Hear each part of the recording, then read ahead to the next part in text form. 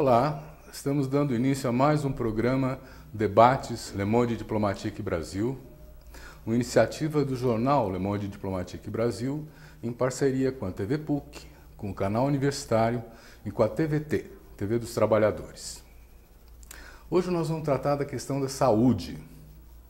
Como é que tem sido o atendimento no Sistema Único de Saúde, quais são as vantagens, os avanços, quais são os problemas que ele está tendo, se a população está satisfeita com o serviço, se ele melhorou, se ele piorou, enfim, nós vamos fazer um balanço. E para isso nós convidamos 3 pessoas muito qualificadas, que eu vou apresentar agora, para fazerem esse debate com a gente, né? Primeiro eu quero apresentar o Francisco José Carneiro de Freitas.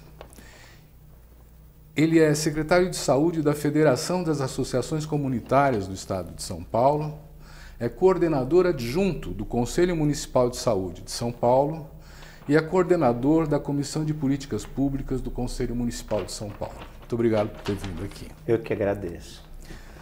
Temos conosco também a Sheila Ventura Pereira, coordenadora da Associação de Doenças Falciformes, a APROF, presidente do Fórum dos Portadores de Patologias do Estado de São Paulo e conselheira municipal e conselheira estadual de saúde de São Paulo. Muito obrigado, Sheila. Eu que agradeço o convite. E temos também conosco o Éder Gatti.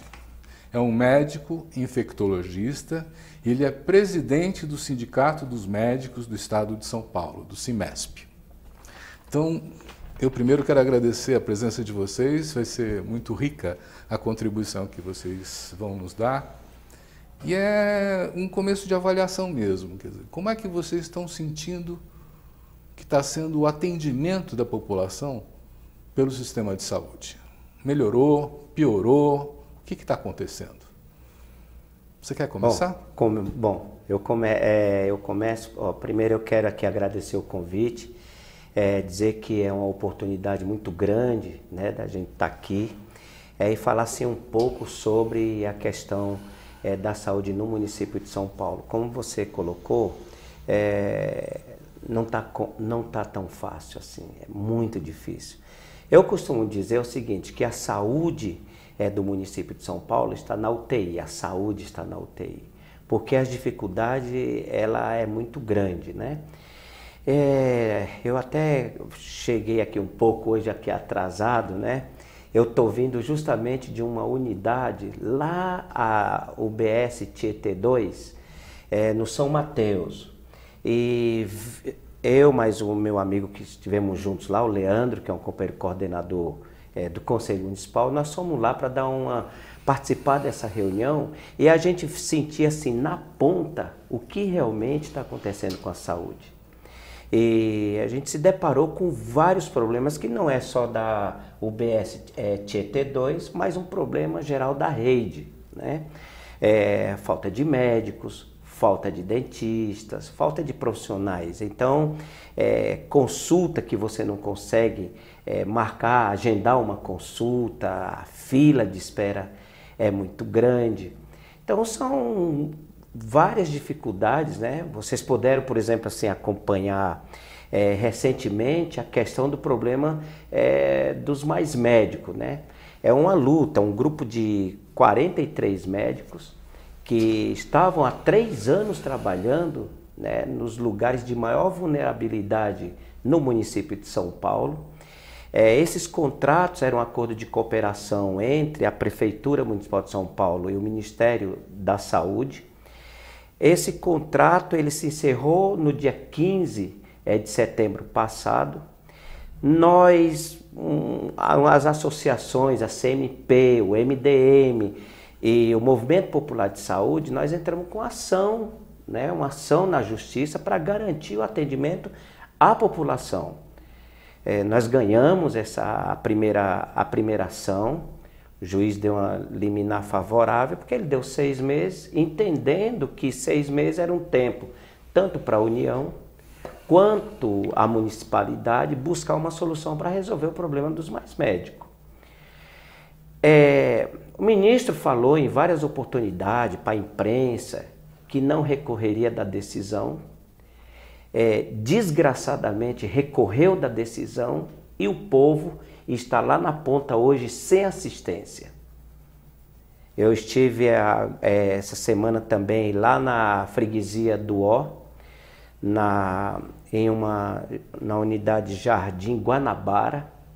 Lá tinha uma médica dos mais médicos, tiraram a médica, inclusive ela tem CRM. Ela poderia continuar a trabalhar, mas eu não sei o que passa na cabeça do gestor, que ao invés de ele melhorar, tentar buscar solução, ele complica o problema.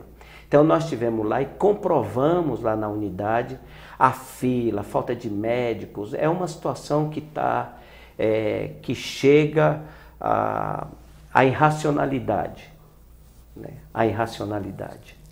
Então são momentos que nós estamos vivendo na saúde e o que eu quero dizer com isso é que esses médicos que pararam de trabalhar são médicos jovens, todos eles, com exceção de uma que é casada com um brasileiro, mas essa que tem CRM.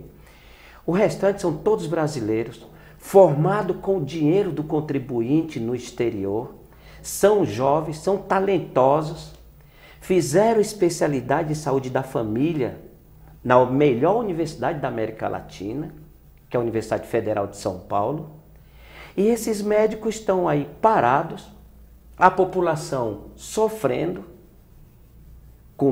porque isso é dor e sofrimento, e o governo não resolve o problema. Vamos continuar o nosso diagnóstico, ouvindo também um pouco o que a Sheila tem para nos contar sobre a situação do usuário do serviço. O que está acontecendo quando a gente vai buscar o serviço de saúde? Olha, boa tarde a todos. Muito obrigado pelo convite. Prazer. E assim, enquanto representante das pessoas com patologia, né, que são pessoas com doenças crônicas, depende do funcionamento da rede. E a gente está encontrando profissionais totalmente despreparados, né? Hospitais de referências em algumas patologias que estão sem estrutura nenhuma para receber esses pacientes, acabam mandando para a OBS, que também não conhece. Às vezes essa pessoa tem uma doença crônica, degenerativa, tem uma doença rara, que ainda é até difícil de diagnóstico. E aí chega, às vezes num momento de crise, num momento de dor, e encontra um médico que não tem o acolhimento, não tem o preparo do toque, da escuta, né? Ouvir aquele paciente, qual a necessidade dele. As unidades, os hospitais totalmente sem leito, pacientes que ficam dias internados no corredor, né, com risco de pegar outras infecções.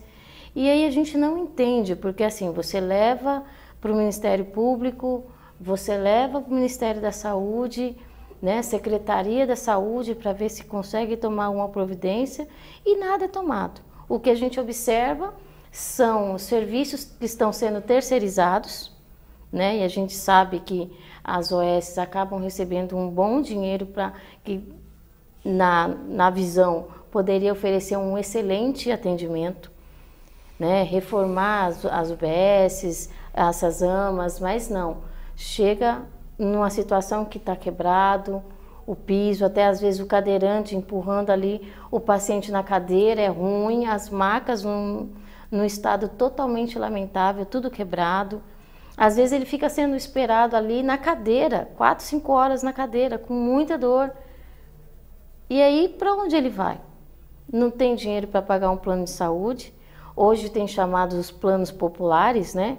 O doutor consulta, mas de popular não tem nada. Porque, por exemplo, se ele paga R$90 num ortopedista, aí daqui a pouco ele tem que fazer o raio-x, tem que fazer outro exame. Quando ele vai ver, já são R$400, R$500.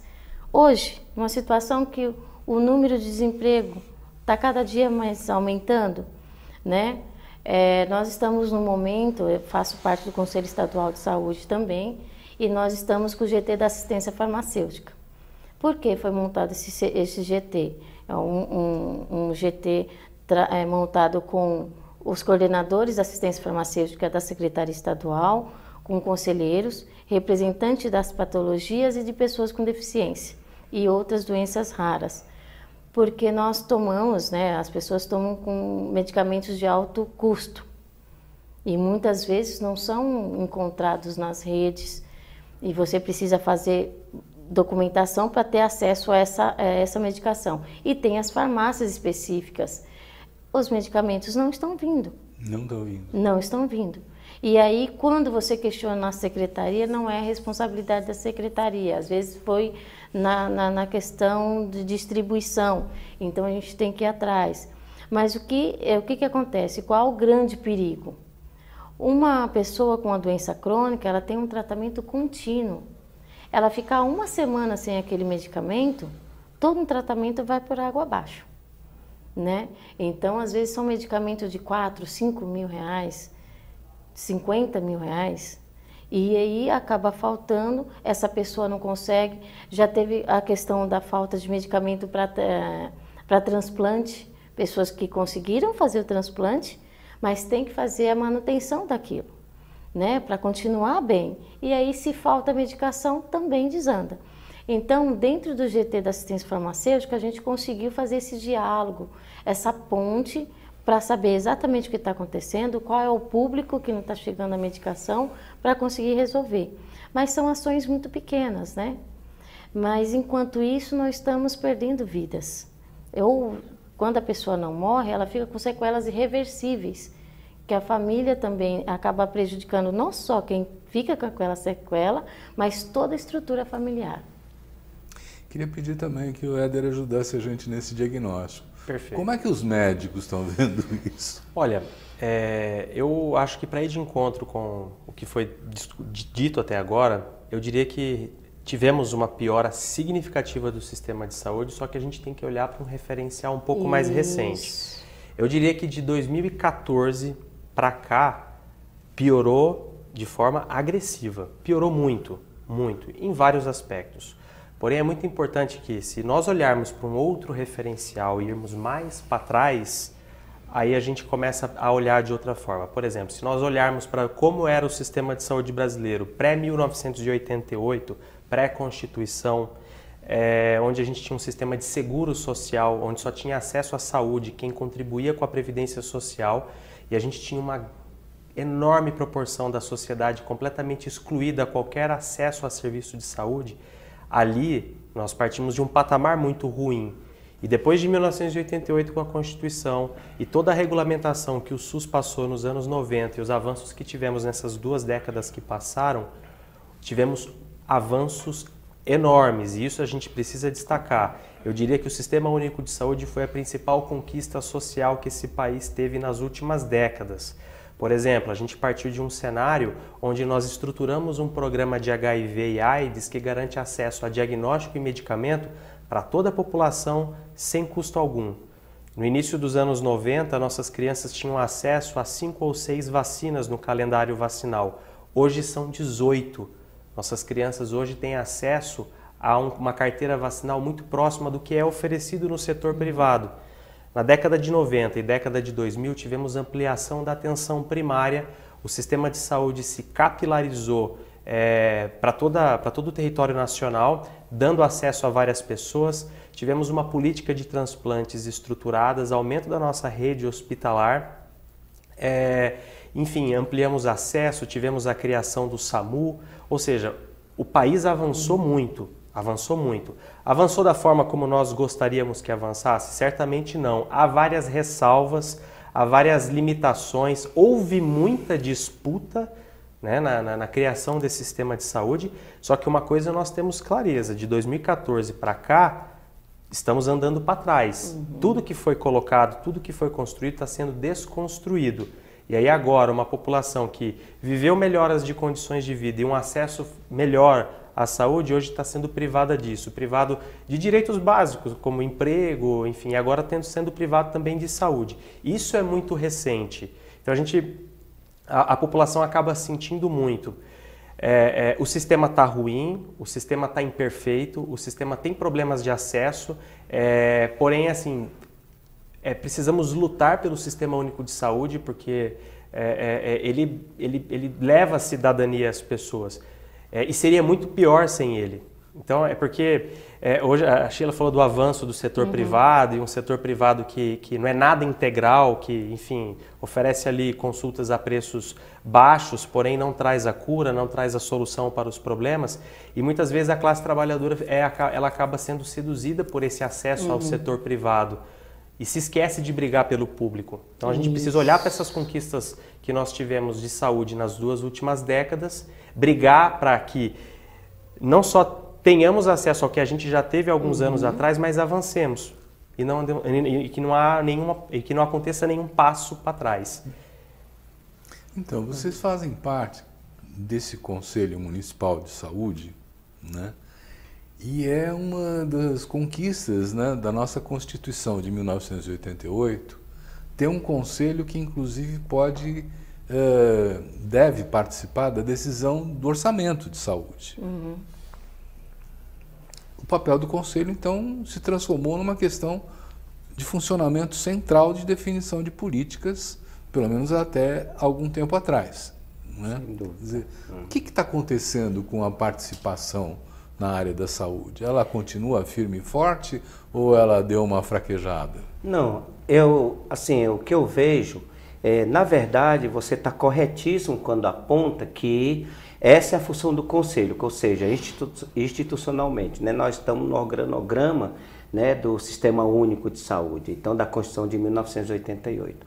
O problema é que quando você tem uma gestão democrática, não quero dizer que se resolva tudo, mas numa gestão democrática você tem a possibilidade de dialogar, de conversar, de avançar alguma coisa. Numa gestão que nós estamos vivendo aqui, é uma gestão que chegou com um projeto, né, com um projeto de privatização, que eles não têm o menor olhar para o Conselho Municipal. Muito pelo contrário, a gestão do prefeito Bruno Covas já veio no sentido de tentar suplantar os conselhos no município inteiro, né? Então as pessoas estão resistindo. Então o correto seria, por exemplo, a Secretaria Municipal de Saúde chamar o conselho para fazer todo esse debate, para discutir o orçamento, para discutir o plano anual de saúde, para discutir os contratos de gestão. E eles nada fazem, e isso dificulta enormemente para nós, né? A gente não tem, por exemplo, dentro do Conselho Municipal, uma assessoria técnica, que é para ter e está dentro da estrutura do regimento. Ou seja, a Secretaria ela tem a obrigação de fornecer as condições para o bom funcionamento do Conselho. Já que o Conselho é um Conselho deliberativo, né? É um Conselho deliberativo e fiscalizador. Essa é a nossa função. E eu vou dar um exemplo muito recente. Nós tivemos aqui o Pleno Municipal do Conselho no dia 12, agora na quinta-feira, aonde nos chegou, não foi através da Secretaria, foi através de terceiros que nós ficamos sabendo que a Secretaria fez um aditamento nos contratos de gestão com a Associação Saúde da Família por 5 anos. Olha, como está o Érico, nós estamos aqui sentados, ninguém vai cair. Isso foi realizado na zona sul de São Paulo, na região sul. O contrato com essa associação foi de 400 milhões de reais. Com uma única associação, 400 milhões de reais. Ou seja, em 5 anos, você coloca aí 80 milhões de reais por ano. A gente fica muito preocupado, levando primeiro em consideração que o próximo ano é um ano eleitoral. O segundo nós não tivemos acesso a esse contrato. E terceiro, o que eles fizeram é ilegal, porque foge o acordão do TCU, né? Vai contra a lei 14.666, lei municipal. É preciso ter chamamento público. Então eles fizeram de uma forma ilegal, não houve chamamento público. Diante dessa aberração, o Conselho Municipal ele tem que se posicionar, e como de fato se posicionou. Nós fizemos uma resolução, e essa resolução nós colocamos nos seus considerando, Éder, todas as leis que garantem a lisura, né? A lisura de atuação de gestores na área da saúde. Então, o Conselho então revogou aquela decisão. Agora, é uma revogação do controle social. Né? Ela passa a valer? Não, então, ela tem... O Conselheiro Municipal de Saúde, ele é um agente público. Ele não é remunerado, ele não ganha do Estado absolutamente nada, com exceção do Vale Transporte. Mas ele é um servidor público. Ele cometer qualquer ato ilícito, ele vai ser enquadrado na lei de responsabilidade a 141. Então isso é muito grave. Mas do ponto de vista jurídico, nós fizemos a nossa tarefa. Dissemos o seguinte: olha, revogue-se isto porque isso não está de acordo, não foi feito o chamamento. E além disso, nós aprovamos 2 resoluções no Conselho Municipal, que é a resolução número 3 e a resolução número 10, que diz o seguinte: qualquer mudança, transferência, discussão que aconteça no âmbito da saúde municipal deve passar pelo Conselho Municipal. Então, se o secretário pega e vai, por exemplo, assim, inaugurar uma obra, que essa obra ele não pactuou, ele não debateu, ele não discutiu com o controle social, naturalmente, da parte do controle social, ele não terá as suas contas aprovadas. Então, é uma situação bastante difícil. O que nós vamos fazer? Nós vamos consultar o Ministério Público, nós vamos consultar o TCM e tomar as medidas necessárias, porque a sociedade, ela quando votou nesse governo, ou quando vota em qualquer governo, ela não está dando assim um cheque em branco para o cidadão pegar o dinheiro do contribuinte e tratar o dinheiro do contribuinte como se fosse capim. Não é assim que a gente deve tratar. Então o Conselho tem essas funções. Mas eu queria só complementar, Frei.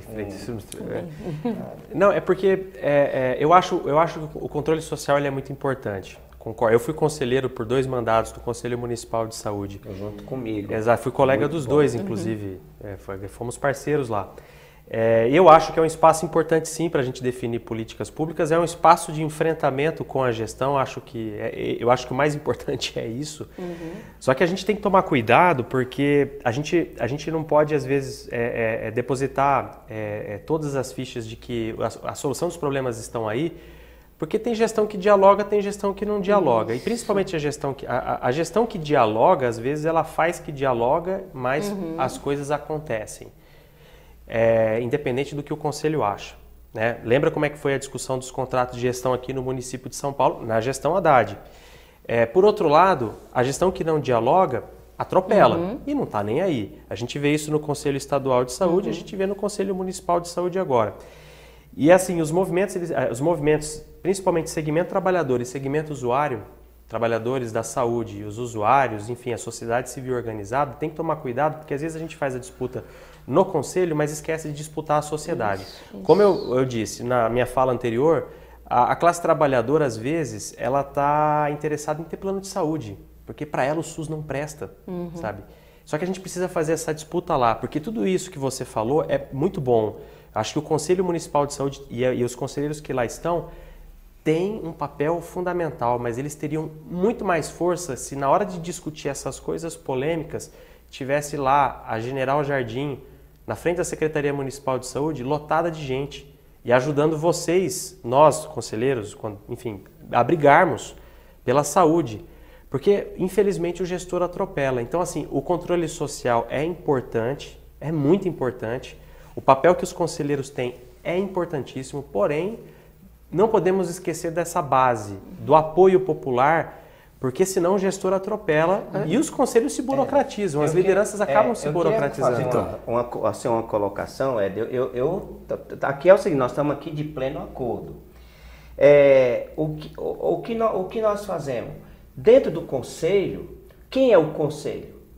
O conselho é a Sheila, o conselho sou eu, o conselho é a Sueli, o conselho são pessoas que são do território. Então, por exemplo, assim, vamos dar um exemplo, a minha entidade. Então, a minha entidade, a FACESP, toda a discussão que a gente tem, nós levamos para lá. Uhum. O Movimento Popular, a UMP, se reúne acho que uma vez por mês, a UMP está se reunindo e discutindo assim, os debates. Então, o problema maior é que nós estamos vivendo uma conjuntura muito atípica. Ela é uma conjuntura atípica. A imprensa, a grande mídia, as eleições, esse governo que está aí, realmente é uma coisa assim, muito predadora, que tem deixado as pessoas numa situação. E a Sheila fez uma pontuação muito importante, que é a questão do desemprego. Nós estamos vivendo aí, só na cidade de São Paulo, nós temos mais de 1,5 milhão de desempregados. Isso não é um número pequeno. Não. E isso desanima as pessoas também a participar. Hoje, eles fizeram de tudo, esse governo aí, desde o governo Temer, para liquidar as organizações de massa, o movimento sindical, as centrais sindicais. Hoje você não tem, vamos dizer assim, você não tem um centavo para dar de esmola ao cego. E tudo que nós vamos fazer necessita. Eu, por exemplo, sou um dos grandes entusiastas e defensores da gente fazer uma conexão forte entre trabalhadores, porque são trabalhadores usuários do Sistema Único de Saúde, e usuários, né? Então nós precisamos trabalhar isso. E nós tivemos agora recentemente, no dia 8, e aliás com a sua presença, a presença do sindicato do CIMESP, Sindicato dos Médicos que você preside, no dia 8 de maio, nós temos uma grande manifestação, né, lá em frente à secretaria, com os médicos de jaleco protestando, uma série de coisas. Então, o que eu acho é que a gente deve continuar fazendo o que nós estamos fazendo, mas buscar alternativa para a gente fazer bem melhor. Deixa eu entrar com uma questão para a Sheila. Eu acho excelente essa conversa, porque ela também, ela serve para a saúde, mas eu acho que ela serve para outros espaços também. Né? Durante 15 anos, talvez, a gente teve um sistema de participação, foi construindo um sistema. Aliás, o SUS também é uma construção do movimento de saúde. Né? Ele não seria o que é se não tivesse as pressões do movimento de saúde. Mas nós acostumamos a discutir política pública, a discutir a forma de gestão, a participar junto com o governo das decisões. E o Conselho foi adquirindo um hábito, vamos dizer assim, um costume de ficar nessa negociação com o governo. Agora vocês estão dizendo, olha, não tem negociação, não tem conversa, né? E o Conselho é uma entidade autônoma, ele não é um apêndice do governo. Né? Ele é eleito pela população e ele está aí para fiscalizar, para aprovar tal. Uma situação que não tem diálogo, para que serve o Conselho? Eu concordo com a fala do Dr. Helder, porque o que acontece? A gente que usa e depende ali do SUS, depende de todo esse sistema, a gente observa os dois lados.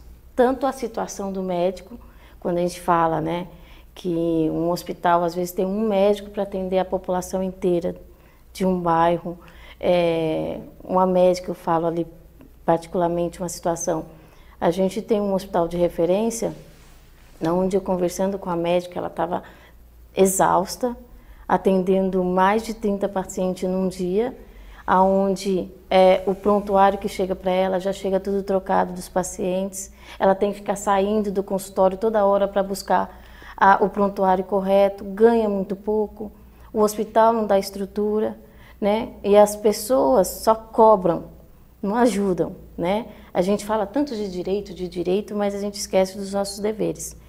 E o que a gente observa dentro dos conselhos? Realmente, quando tinha o diálogo, foi estruturada as redes de atenção, a rede de cuidado, os pacientes conseguiram, teve uma época que os pacientes conseguiram dialogar com o Ministério da Saúde, fazer grupos de trabalho onde era composto com gestor, usuário e trabalhador, né? Chegar ali no consenso, qual a melhor forma, vamos melhorar os protocolos de atendimento, vamos melhorar a rede. Tinha esse diálogo, ainda tem, só que a gente percebe, como ele mesmo falou, como hoje tem os planos particulares, né?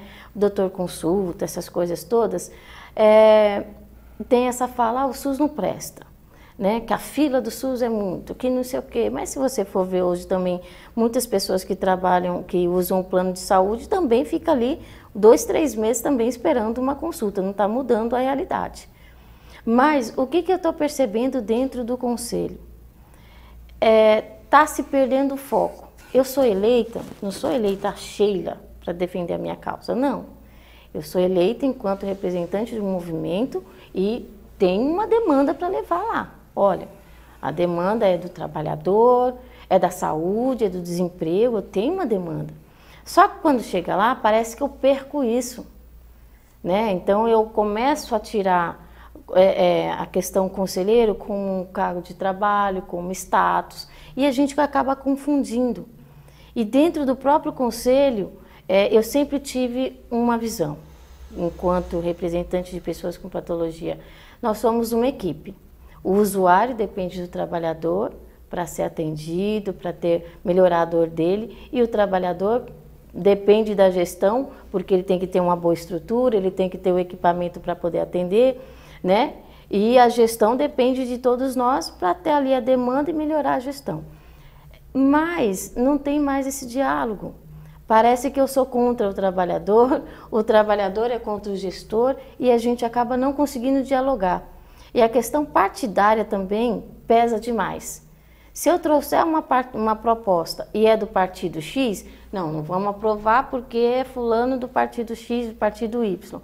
E mesmo que ali não seja exposta essa situação, você acaba percebendo. E aí quem perde? Aquela população que te elegeu. Eu perco tempo discutindo ali, às vezes, uma pauta que não vai ter um impacto na minha vida ou na vida da população. Enquanto isso, a gente está discutindo aqui uma pauta que não tem peso, a população tem a unidade que é fechada, é o médico que é mandado embora, e aí a gente só é informado. Antes a gente participava da construção. É igual, eu dou um exemplo muito simples, a questão do 20 centavos, né? Quando foram aumentar a passagem, gente, nós invadimos a rua, nós paramos tudo. E era só 20 centavos o aumento da construção, né? E fomos para a rua e de repente a gente perdeu o foco, foi diminuindo, focamos ali, fora isso, fora aquilo, entre tal, né? E acabamos focando em situação que não ia impactar na nossa vida se a gente tivesse continuando o foco. Por quê? O que a gente percebe? Quando a gente perde tempo focando no fora isso, fora aquilo, livre isso, livre aquilo, eles vão fazendo, eles vão trabalhando, vão terceirizando, sem informar, sem fazer uma audiência pública para saber para a população realmente precisa dessa unidade básica aqui ou não. Vamos aproveitar essa, vamos reformar. Não tem mais isso. Só são feitas as coisas. Então, o que tem que ser feito? Nós, todos os movimentos, seja trabalhador, gestor, usuário, principalmente trabalhador e usuário, a gente tem que se reciclar. Muita coisa. Quer dizer isso? Reciclar é dar um passo atrás. Dar um passo atrás, ver que fio da meada nós perdemos. Porque hoje tá muito aquela política de ódio, né? A gente acaba levando isso para dentro das nossas reuniões, para dentro dos nossos conselhos, né? Reciclar. Quando foi a história da construção do SUS é linda. A população foi para a rua, né? Foi para a rua mesmo, lutar com fome, debaixo de chuva. Eu costumo dizer que hoje a gente criou caixinhas, né? Eu já disse isso em reuniões.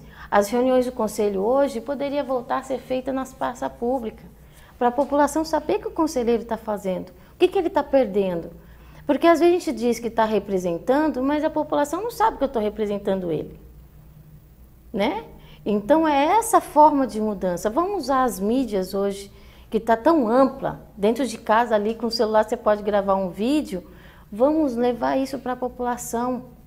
Sheila, eu queria assim colocar o seguinte, bom, só para assim, só fazer uma lembrança, o seguinte, a luta pelos 20 centavos, ela tem ela teve uma outra conotação. Não, só um exemplo.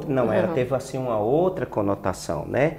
Aquele momento não foi um momento pelos 20 centavos, porque se assim o povo tivesse toda essa situação, a passagem de hoje não estaria R$4. Então ali foi um outro momento, foi uma questão montada, política para poder desestabilizar um governo. A gente tem Jorge Soro e Cicrano e Fulano que fizeram todo movimento, MBL, então a gente sabe das coisas que aconteceram aos 20 centavos. Agora, puxando para cá... Só pedindo uma pausa, eu usei como exemplo do volume da população que foi para a rua e de toda uma situação. Eu te entendi, eu só queria pontuar, porque como a gente como você não deixou claro, então mas não pode passar a conotação que ali foi uma luta pelos 20 centavos. Sim. Agora, no conselho, o conselho sai, mas tem um conselho que tem que estar trabalhando e é burocrático.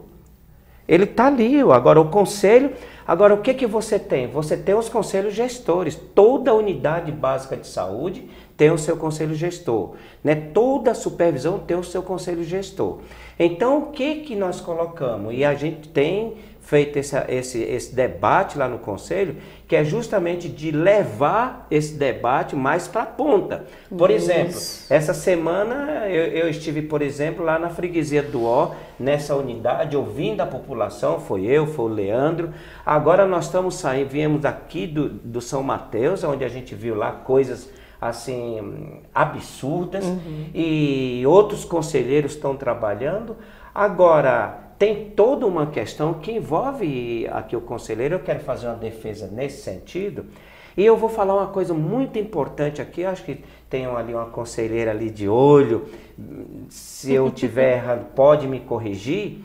Nesse mandato, nós não temos nenhuma dificuldade. Usuário e trabalhador. Nós representamos 75% do controle social lá no conselho.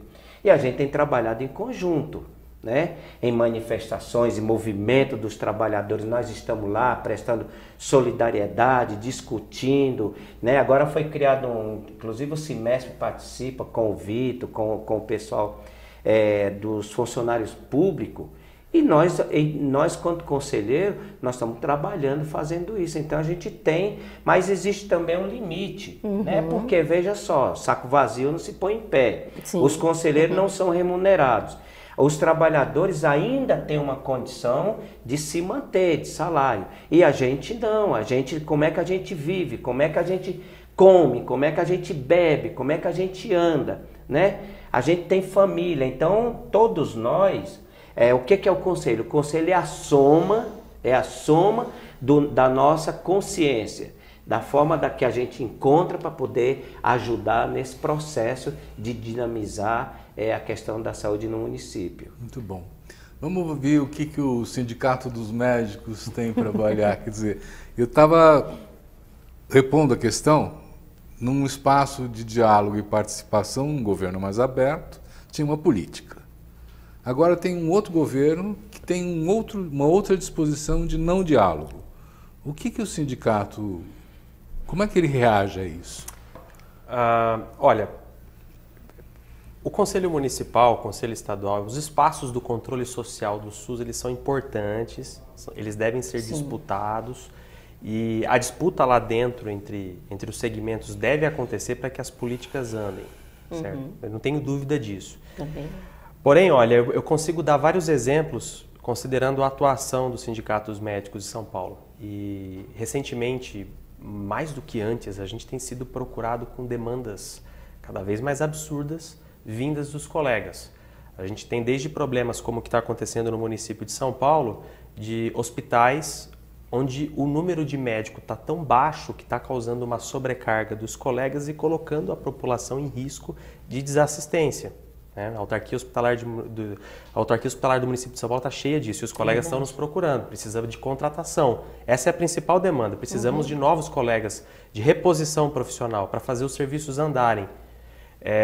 A gente tem demandas mais absurdas ainda, por exemplo, o município de Guarulhos terceiriza todo mundo com uma relação de trabalho extremamente precarizada, pejotizada, e dá calote. Calote virou regra, então colegas estão trabalhando sem receber. Ou seja, essas são as demandas que nos procuram, sabe?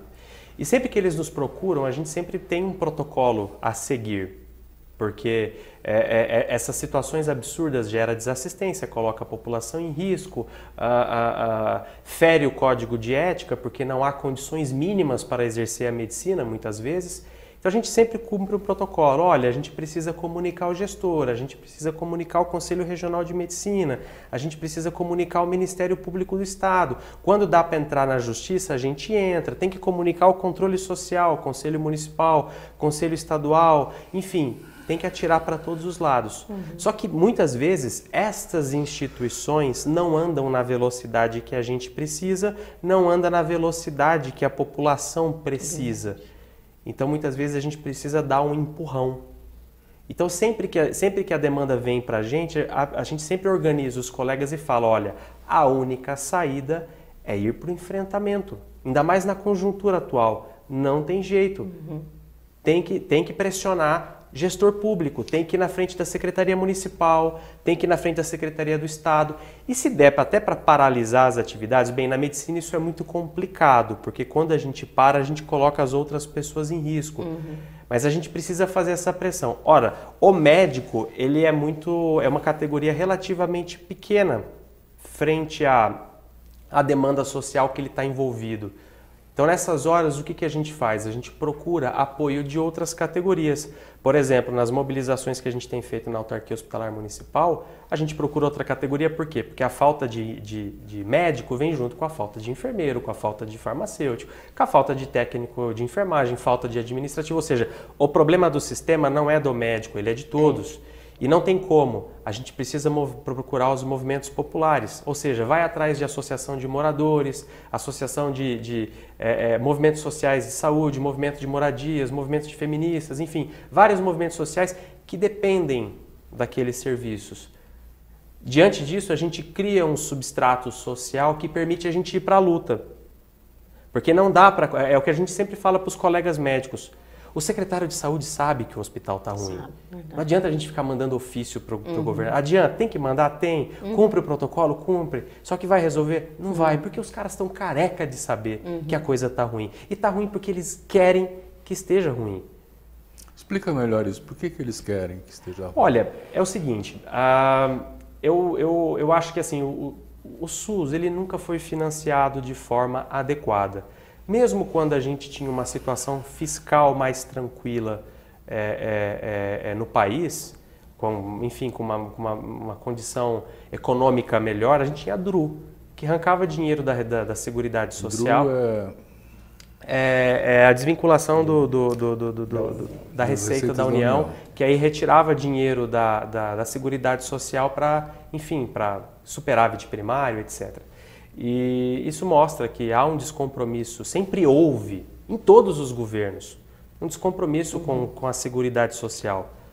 Só que assim, ultimamente a coisa tem sido mais descarada e os retrocessos sociais estão a todo vapor. Tivemos recentemente a reforma trabalhista, a lei da terceirização, agora tivemos a reforma da Previdência. Tudo isso está tirando direitos sociais. E com a saúde não é diferente, sabe? Então, assim, é de se esperar que o orçamento da saúde, que já vem caindo de 2014 para cá e que justifica esse processo de crise que a gente está vivendo, aqui no estado de São Paulo, ano após ano, é bilhão após bilhão. Você que está no Conselho Estadual, você sabe disso. O orçamento da saúde vem diminuindo. Então, assim, é deliberado. Os gestores estão enxugando. E aí, na hora de enxugar, o que eles fazem? Eles não fazem mais contratação. Não se contrata mais médico, não se contrata mais enfermeiros. E aí, o que acontece? Eles acabam tirando da administração direta, entregando para organizações sociais. Agora que o chamamento é público e é por edital, virou um business isso, então a gente Exatamente. vê empresas competindo, praticamente empresas vindas do além, competindo para contratos com o setor público, porque oferece um trabalho que é pautado pelo custo e não pela qualidade. Então, Exatamente. aí isso vai fazendo o quê? Isso vai diminuindo a oferta de serviço e a população vai sentir. Então, assim, é uma atividade deliberada dos gestores. Então, avisar o prefeito de que está faltando médico na unidade XYZ não tem muito resultado. O que tem que fazer? Tem que atacar a imagem desses gestores, porque é o calcanhar de Aquiles deles.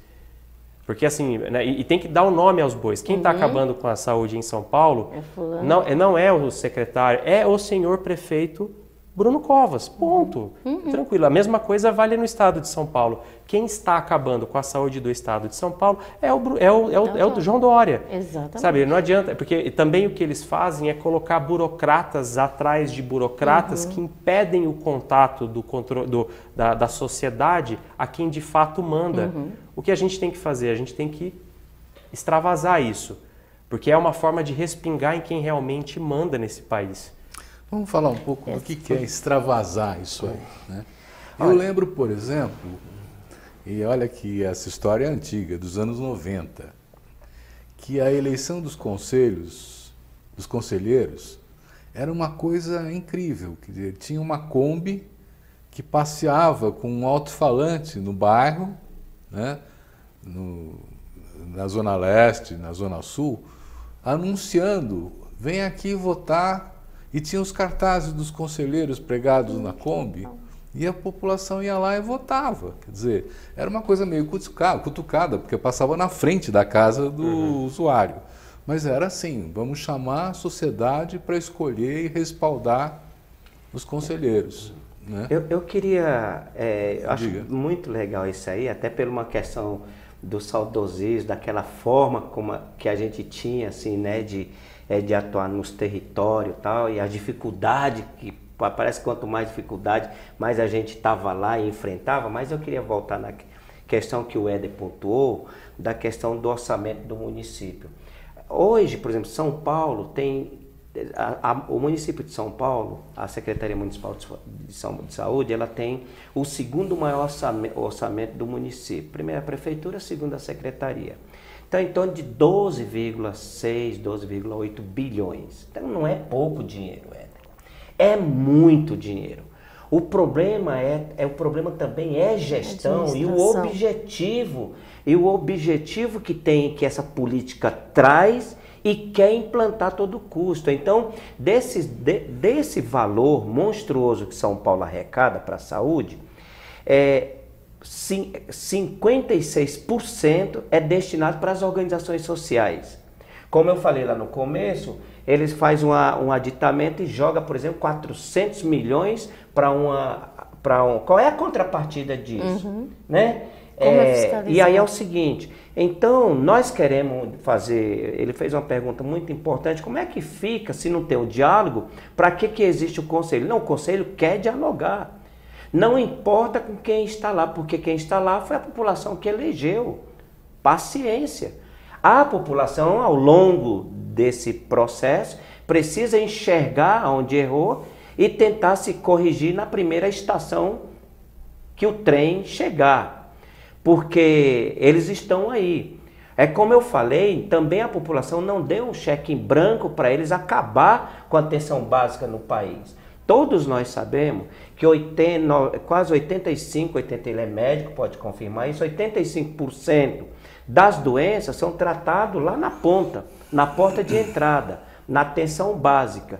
Aí você pergunta, qual foi o investimento que este governo do prefeito Covas fez no município de São Paulo? Então é óbvio que o Éder está corretíssimo. O responsável pelo fracasso da política de saúde no município de São Paulo chama-se Bruno Covas, né? Bruno Covas. Aliás, ele numa reunião agora na supervisão lá da Vila Prudente, ele respondendo uma pergunta do Dr. Renan, que era do programa Mais Médico, sobre como é que vai ficar lá na unidade, que era na Vila Califórnia. Ele falou, amanhã tem um médico lá. Que legal, olha que eficiência. Só que ele pegou um médico, tirou de uma outra unidade Mascarenhas de Moraes e colocou lá no lugar. Então isso porque o doutor Éder sabe que nós temos um déficit só no município de São Paulo de quase 2.000 médicos. Mas, ô Freitas, eu queria então, não, senhor, eu quero assim, só pontuar. Já vamos ouvir você. Só pontuar, porque nós estamos aí com um orçamento bilionário, quase 13 bilhões para a saúde, não é pouco dinheiro, e os resultados são extremamente pífios para aquilo que a população esperava de um gestor que se diz no mínimo competente. Recentemente nós pegamos, para finalizar, a secretaria conseguiu agora 200 milhões de dólares de empréstimo do BID. Está lá na mão deles. Aí eles chegam lá no conselho, já com tudo pronto, e dizem, nós vamos fazer isso, isso, isso. Isso é inadmissível. E nós não temos como chegar lá por decreto e dizer, não, traz para cá. É uma briga interminável, mas que nós não vamos dar trégua, nós não vamos parar. Vamos ouvir o Éder. Não, eu concordo com o Freitas, porém, Freitas, eu fiz um corte bem transversal. Hoje a gente tem um gestor máximo no município de São Paulo que se chama Bruno Covas. Só que a gente precisa lembrar que assim, houve problemas crônicos na saúde. Por exemplo, quem dividiu a cidade em 26 territórios e terceirizou para a organização social foi a gestão Haddad, né? Isso precisa ser recordado. Por exemplo, você falou, a gente tem um problema muito sério de provimento de médico. O Freitas ele citou o Mais Médico e eu tenho clareza de que o programa Mais Médico, que foi feito aqui no município de São Paulo e foi feito no plano nacional, ele daria resultados de saúde positivos. Porque uma vez que você coloca um profissional médico numa região onde você não tem médico, é óbvio que a população vai se beneficiar e eu não tenho dúvida disso. Porém, o Mais Médico, tanto nacional quanto que tem no município de São Paulo, ele carrega uma série de contradições. Por exemplo, nós que somos contra a reforma trabalhista, nós que somos contra a terceirização, não podemos aceitar profissionais pagos por bolsa, certo? Isso daí é um contrassenso. Isso quem é contra a terceirização e contra a reforma trabalhista não pode ser a favor disso, né? Por exemplo, no município de São Paulo, quando o Alexandre Padilha era secretário de saúde, trouxe o Mais Médico municipal, ao mesmo tempo que ele chamou o concurso público. Só que ele preencheu as vagas da periferia com Mais Médico e não chamou o concurso público. Tanto é que o concurso público de médico de família está até hoje, porque se o Haddad não chamou, Bruno Covas que não iria chamar, está até hoje sem chamar. Então, assim, eu acho que nós que lutamos pela saúde precisamos, antes de brigar pelo Mais Médico, que o Cimesp, inclusive, deu apoio para os colegas, olhando o lado humano, inclusive, porque esse pessoal vai ter que ir embora, sabe? Eles não são revalidados, vão ter que ir embora. E a população vai ficar desassistida, o que é pior ainda. Porém, há um concurso público aberto, que a gestão Haddad não chamou e trouxe o Mais Médico, que para mim não tem lógica nenhuma.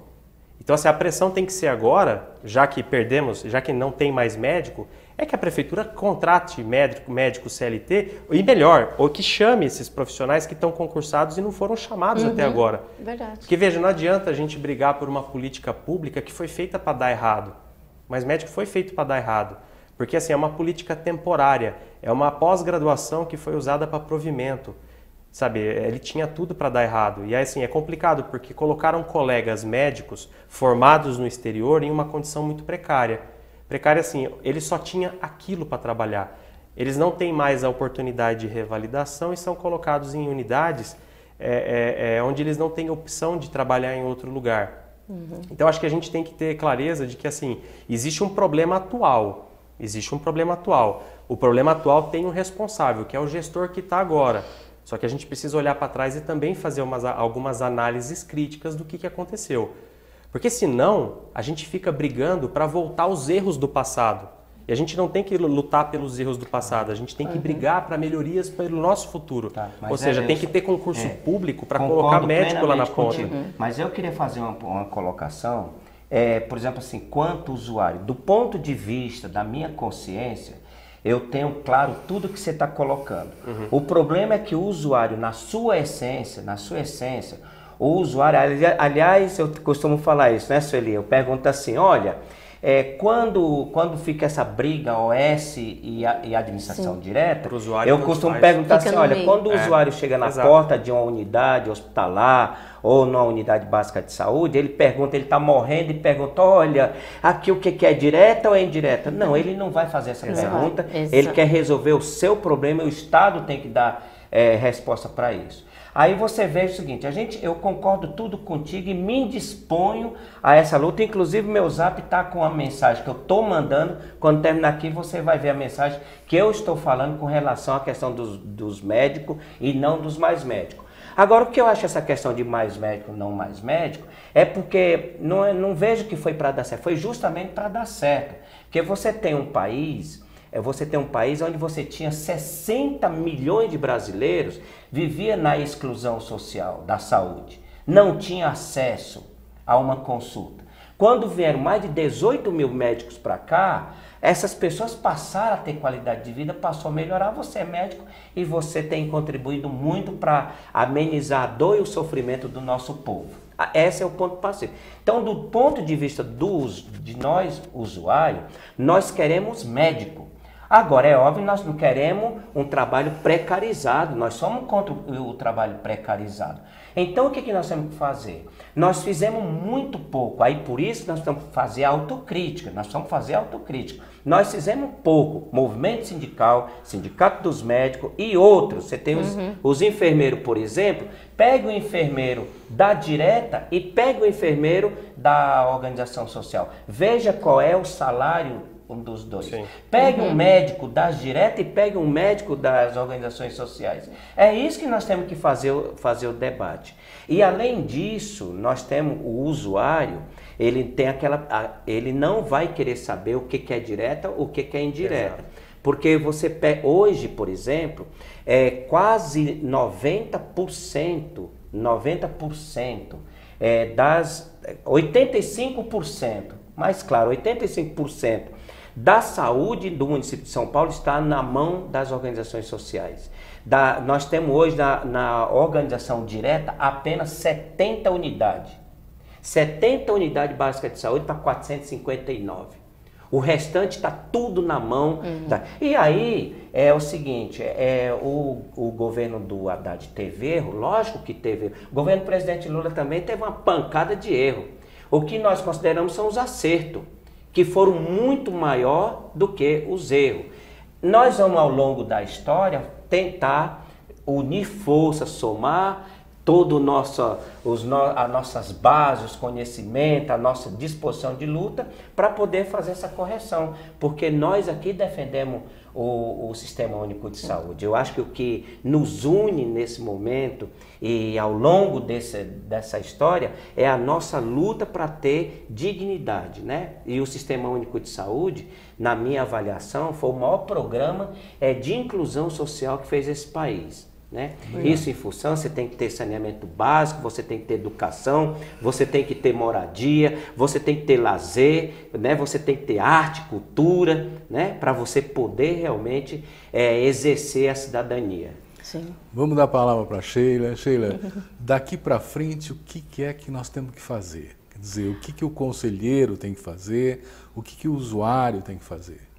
Olha, é acompanhar mais de perto essas terceirizações que estão sendo feitas, porque como foi muito bem dito aqui, né, com essa diminuição de médicos, tem médicos que estão com sobrecarga de trabalho, né, muito grande. Quando a gente falou aqui dele não estar preparado para atender, não é só culpa dele, é a estrutura que é oferecida a ele. Né? Então ele não pode levar mais de 5 minutos com o paciente, porque lá fora a demanda é grande. Então, acho que agora é o momento de realmente a gente ir para a base, conhecer quais estão sendo as mudanças. A gente percebe que nas unidades, essa questão da terceirização, a rotatividade de funcionário é muito grande. Então, né, os enfermeiros, a gerência daquela UBS não tem tempo de conhecer o território, conhecer o público que ele está atendendo, porque quando ele já está se adaptando, pronto, ele já é tirado, ele já vai para outro lugar. O médico, mesma coisa. Então, agora é hora da gente voltar para o território, né? Começar com audiências públicas, começar a visitar essas bases, como é que está, para a gente conseguir realmente, de fato, tentar brecar a gestão de alguma forma. Eu concordo muito bem da gente fazer manifestação na frente, eu falo até mesmo, vamos na casa dele. Gente, é porque é essa situação. Tá. Eu quero agradecer muito a fala de vocês. Nós estamos chegando ao final do programa, já passou 1 hora de debates. Já? Que pena. E então eu quero agradecer ao Freitas, a Sheila, o Éder. Muito obrigado por terem contribuído. E agradecer você também que nos acompanhou nesse debate. E anunciar que logo mais tem mais. Muito obrigado.